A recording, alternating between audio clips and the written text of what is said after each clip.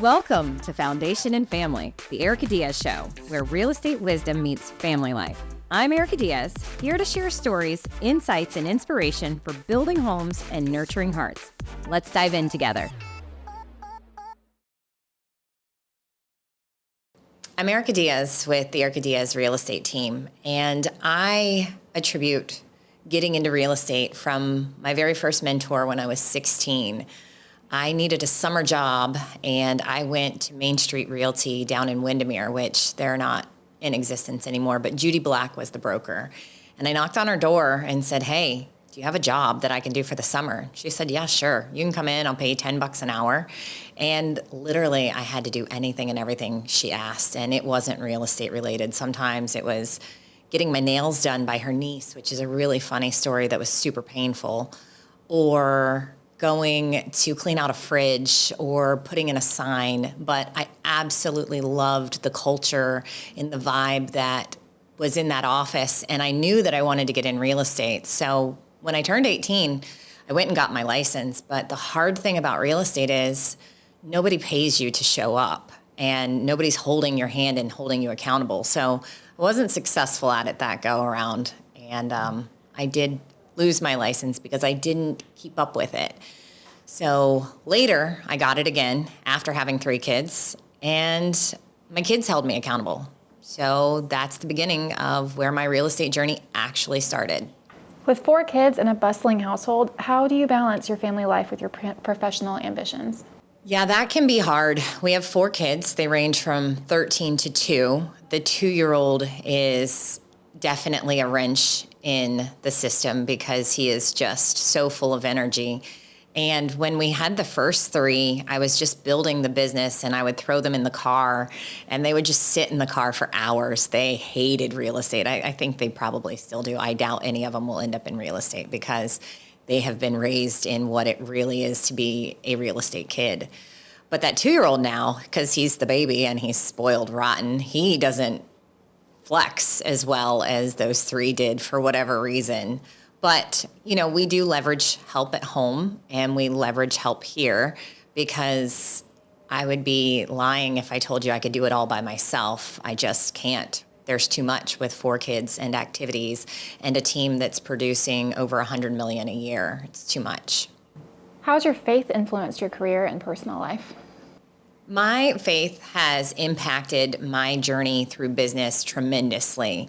When I first got licensed, again, after having the 3 oldest kids, and I became so busy, I was working a full-time job, and I was working in real estate. Obi, my husband, came to me one night and said, "I don't want to be a single parent. This is way too hard." And I thought, well, I'm going to have to give up one thing, whether it be the full-time job that I was currently doing, or real estate, or my kids, which obviously it wasn't going to be them. So I began to pray, and God made it so clear to me that I was going to start a team. And that was kind of before the team concept really blew up. So I remember thinking, God, I don't know if I can be on a team. And I remember very clearly him saying, "You're not going to be on a team. You are going to be the team." And thus became the birth of the team. And I started with 3 agents. I still to this day don't understand why they chose or agreed to follow me. I think it's crazy. The only reason has to be God. So through this journey, it has been hard growing and expanding in a market that's pivoting and changing, and really leaning into my faith and trusting in the Lord has been tremendous for my success, especially in this year, but that's a topic for another day. What do you love most about working in real estate, and what do you hate most about working in real estate? What I love most about real estate is working for some of my clients that maybe don't realize that they can purchase a home, or are in a very tough spot in life, whether it be maybe the loss of a loved one or even in a divorce situation. I absolutely love coming into those spaces and being the calm force, which isn't what I'm most known for, but in this capacity, I can be very calming in a transaction, and I love being able to take someone from point A to point B and seeing them be put at ease.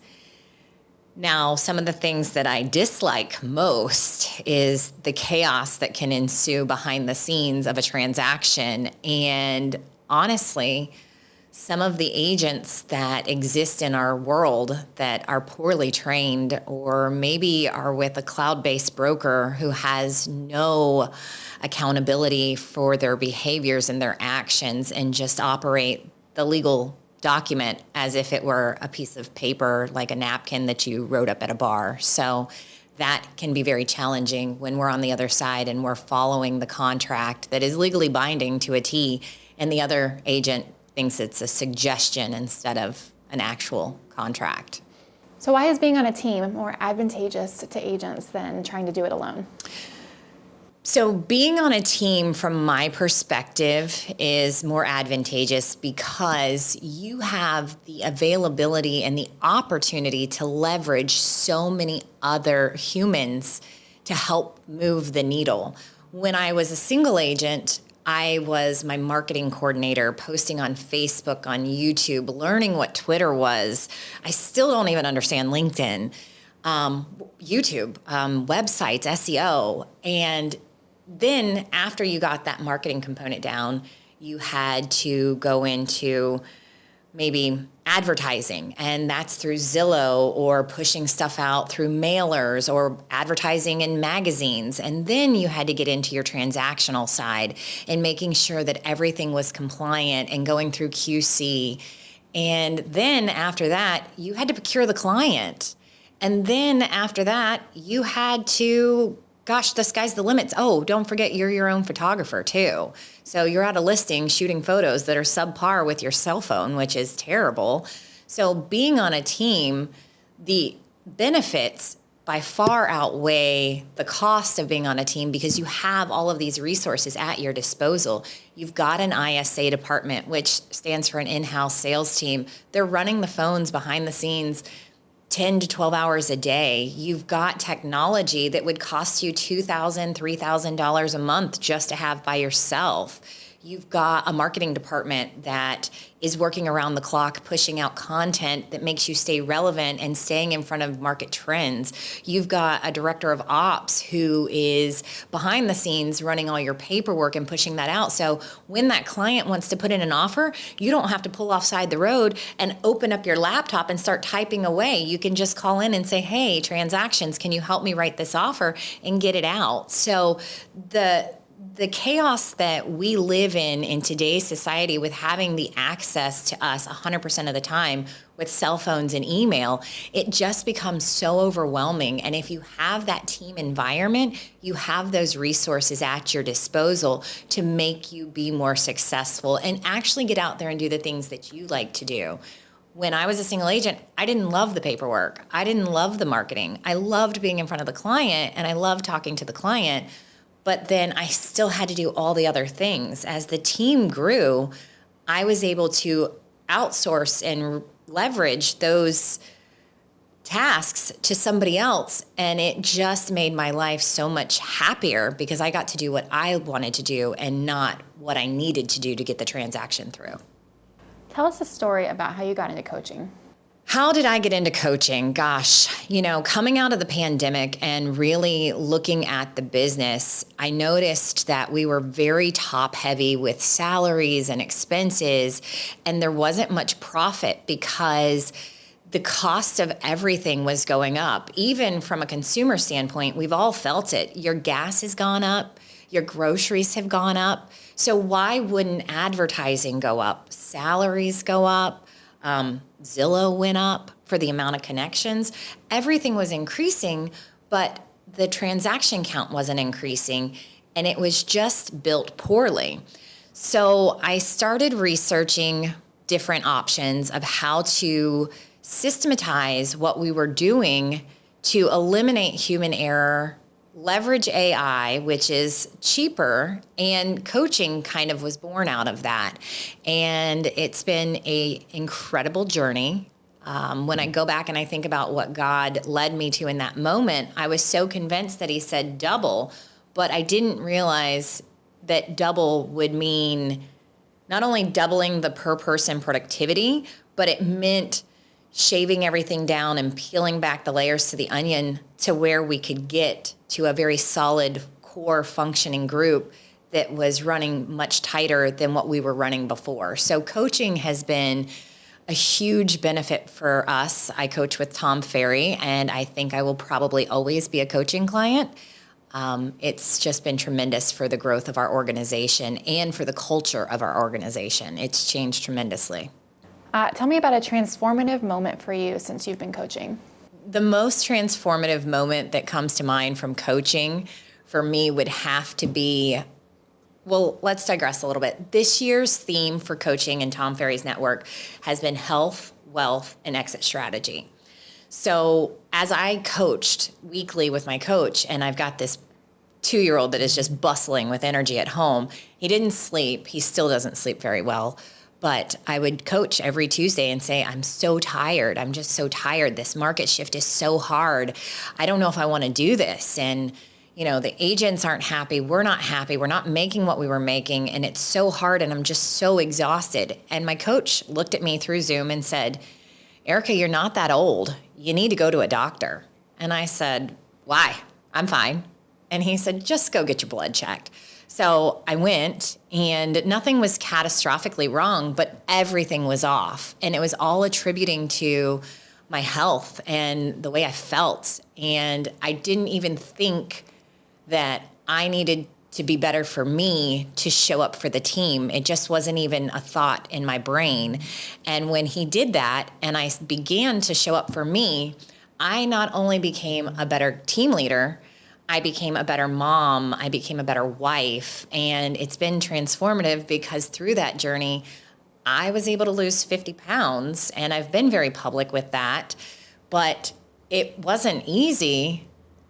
I just needed to show up, and I needed to participate in my own life, and I had kind of quit and just let the business run by itself. Through that process of me showing up for myself and me losing weight, I also lost dead weight in other areas of my life, whether it be in the office or in my personal life. I just really started to focus on what brought me joy and peace and was fruitful. And if it wasn't, I had to remove that from my life. And that was very challenging. But looking back now, it's been probably the best year of my professional career that I've ever had. All right, tell us a little bit more about your involvement with Mosaic Church. We've talked about my faith and my family, and I feel that it's kind of important to bring in our church family because we are so involved with Mosaic Church, and it has been just one of the best support systems we could have ever experienced. It's funny to me because we started our journey there late 2017, and God had called us there to be still and to be quiet, and that is not our style, to be quiet anywhere or to be still anywhere. And what later would reveal that we didn't know in the time is that my husband had to have open heart surgery about 5-6 years earlier than we had ever anticipated. So he put us at Mosaic to keep us quiet, to keep us still, to lean into our faith, to get closer to Jesus. And it was so incredible because we needed that in that moment. We needed to be still. We needed to focus on his health. And when we first arrived, we didn't know that. It was probably about a month or two into it that we were at a routine checkup for his heart. And they said, you know, it's time. And I said, no, it's not. You're 6 years ahead of schedule. And they said, well, we'll let you schedule it for 6 months out. And 6 months turned into about maybe 6 weeks, maybe 4 weeks. So it went much faster than we had anticipated. But that community in that moment wrapped around us. And that was the first time that we felt so at home at Mosaic. But as we continued to journey through our life with Mosaic, we ended up adopting our 4th child, which has been one of the hardest experiences as an adult, but one of the most beautiful experiences. And again, that church family was there for us. They showed up. They wrapped around us. They offer respite care. For those of you that don't understand what that means, it's I need a day, I need a break, and someone will show up, whether they bring you dinner or whether they just wrap around your family and give you 2 hours off. It's incredible. So leaning into that community and growing my business has just been divine by God. What are your hopes and dreams for the future, both personally and for the business? My hopes and dreams for the business moving forward, we are going to start with the business. The goal next year is 364 units. It's very clearly defined, thanks to Tom Ferry Coaching Network and my personal coach, Hank Cassie. That is with 14 producing agents. And one of the things that we learned through this discovery process is it's really hard to ask people to follow you if you don't even know where you're going. I mean, think about if you're driving to Alaska, you just get in your car and you drive there. You're going to get there much quicker if you have a plan. If you don't use GPS, you don't have a plan, good luck. I don't know when you're going to get there. So how many people can you get to follow you if you don't know what you want to do? So we defined what our vision looked like, and we set our core values. And after doing all of that, it just became much more clear who our avatar was that we wanted to work with. And that's who we target to bring onto the team now. So my goals for next year is to double the business in size and keep the same agent count that we have today and just keep growing. My goals for 2024 personally is to continue with my health journey because that has been so transformative. And through that, we actually started working out with personal trainers at home. Thanks, gym guys. You guys are the best. And we work out with the kids. So we get to spend time with them, sweating and grunting. And it's not my favorite thing to do, but we build relationships through that. And I get to spend time with these preteens that don't necessarily want to spend time with me at this point in their lives.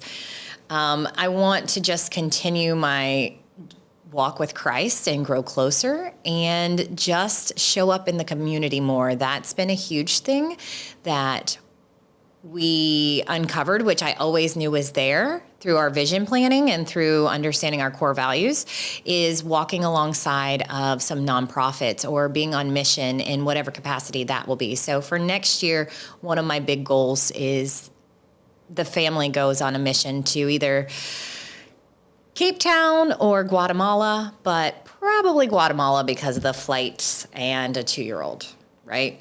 No one wants to be on a 17-hour flight with a 2-year-old. Tell us a little bit more about your love of fish and animals. I absolutely love all animals. And if I wasn't married to my husband, I would probably have a zoo inside of my house. And my third kid absolutely gets that love from me. We've had almost every animal. And if we didn't live in suburbia, we would definitely have a Highland cow. Absolutely. Maybe a mini pig. I love them. They don't talk back. They're so innocent. They're so kind. They're so caring. All the animals. Currently, we have this 200-gallon saltwater fish tank. And when I go home and I put the kids to bed, a couple hours later, and dinner's done and the house is tidied again. Last night, I was interviewing nannies, and I was laying on the ottoman that I moved over to the fish tank, and I was just staring up at the fish tank, interviewing nannies, and I was thinking, gosh, this is what it would feel like to live under the sea. So I know it's ridiculous, but I just love all the animals, and I would absolutely have a zoo if we didn't live up in suburbia, which is very convenient to the office.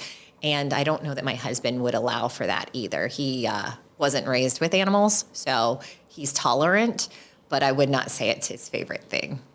The craziest thing I've seen showing houses, gosh, there's been a lot. It's funny, in my phone, I have a notes section, and it's for one day when I want to write a book for some of the things that I've seen or heard, and I'll change names, of course, but I've absolutely walked in on people having sex.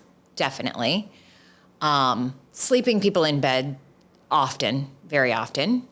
And unfortunately, a dead body more than once. Some crazy stuff in showings for sure. Definitely. Favorite book about real estate? So my favorite book about real estate more recently has been Traction. It has absolutely changed the way we are operating our business today. And if you haven't read it 3 times. I'm on my second round and it's very hard, but it's impactful. Morning or night person? Definitely a night person. Please don't talk to me before 9 a.m. Beach or mountains for a vacation? I want both. Coffee or tea? Oh, I want both. One word to describe your work ethic? Honest. Favorite real estate related app? Zillow. I use it. The lay consumer uses it. They think it's the gospel, so I have to use it. Favorite personal app? Facebook. I love it. I'm addicted. Dream property type to sell? Okay, my dream property to sell would be something in the mountains or on the Gulf of Mexico. Absolutely. We'll stay in the mountains. What do you do to de-stress? Yeah, I actually... I was going to say that. I was going to say my social media person scheduled a therapist appointment yesterday for me, and she's going to work on some coping mechanisms with me. Favorite thing to do with your kids? My favorite things to do with my kids, I don't think there's a blanket statement for that because they're all so very different. So it depends. If I'm with number 4, if I'm with number 1, the boy, he loves basketball. He loves shoes. So he wants to go shopping for shoes. And I mean, I like shopping, so that's easy. Number 2, she either loves to go shopping or get her nails done, and that's kind of mine and her time. Number 3, she is just such a ball of energy. So I love just watching her use her imagination, like draw or paint or write. She just wrote a book that she wants published, and I'm supposed to be figuring out how to get it published. So working on that. And then number 4, well, he's 2. So my favorite thing to do with him is put him to bed. When he does it. When he does go to sleep, which is not often. Disney or Universal? So Disney or Universal is really hard for me because my big kids are definitely into the roller coasters right now, and they love Universal.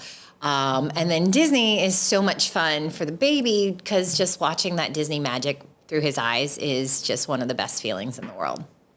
Favorite fast food restaurant? Ugh. Well, Starbucks. I go to Starbucks every day and get their coffee. They actually know me when I pull up in the drive-thru, and they ask, Erica, would you like your tall black coffee with 2 pieces of ice? Yes, I would. Savory or sweet?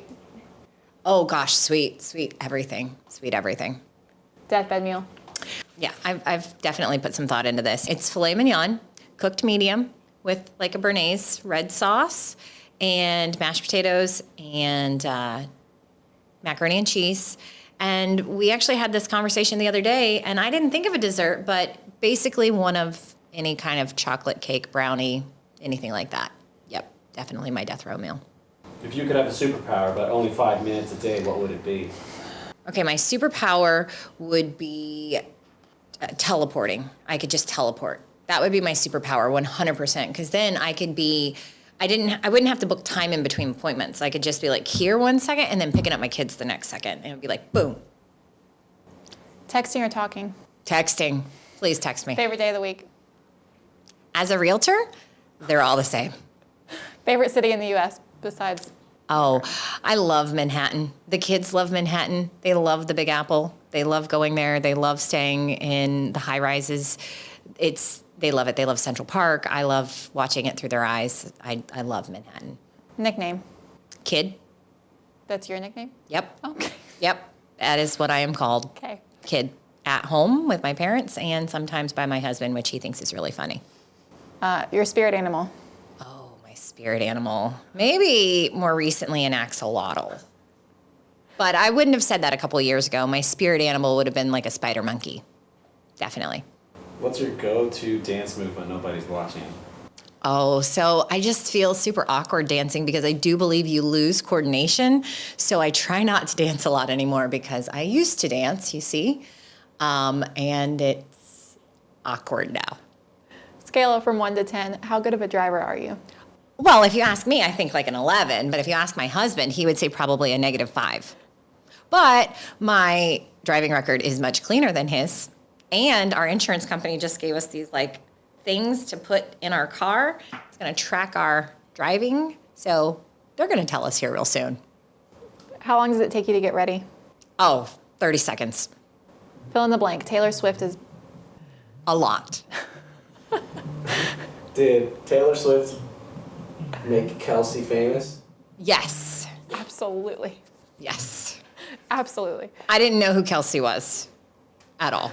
That's what it did. Oh, man. Is it wrong for a vegetarian to eat animal crackers? No. But that's funny. All right, let's do the last one. If you're stranded on an island and had one item in the world, what would that item be?